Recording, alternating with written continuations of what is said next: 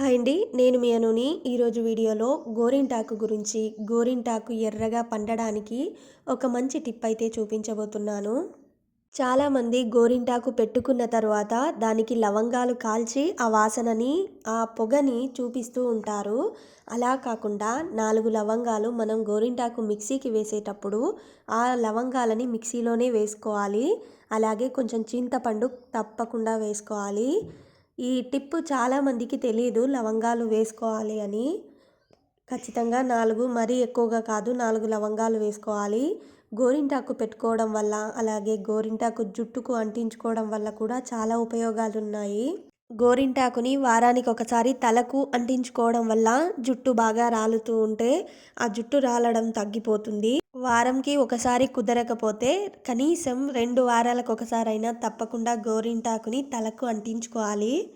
గోరింటాకు అంటే మా అక్కకు చాలా అంటే చాలా ఇష్టం. అందుకని మా అమ్మ అప్పుడప్పుడు తీసుకెళ్ళి మా అక్కకు ఇస్తూ ఉంటుంది. ఇలా మిక్సీకి వేసేటప్పుడు ఒక మంచి టిప్ అయితే దొరుకుతుంది కదా అని వీడియో తీసుకున్నాను. మా అక్క చేతికైతే పెట్టేసుకుంది. ఒక అరగంట కూడా పెట్టుకోలేదు చేతికి. కానీ వెంటనే తీసేసింది. ఎందుకంటే తుమ్ములు ఎక్కువగా వస్తాయి మా అక్కకు. గోరింటాకు పెట్టుకుంటే జలుబు చేస్తుంది. అందుకని ఒక అరగంట కూడా ఉండలేదు, వెంటనే తీసేసింది. కానీ ఆ టిప్ అలా చేసినందుకు, లవంగాలు వేసినందుకు మా అక్క చెయ్యి చాలా అంటే చాలా బాగా ఎర్రగా పండింది. ఒక అరగంటకే ఇలా చాలా ఎర్రగా పండింది. తప్పకుండా మీరు కూడా ఒకసారి అయితే ఇలా ట్రై చేయండి. లవంగాలు, చింతపండు వేసి. చాలామంది అది పొగ చూపిస్తూ ఉంటారు చేతికి గోరింటాకు పెట్టుకున్న తర్వాత.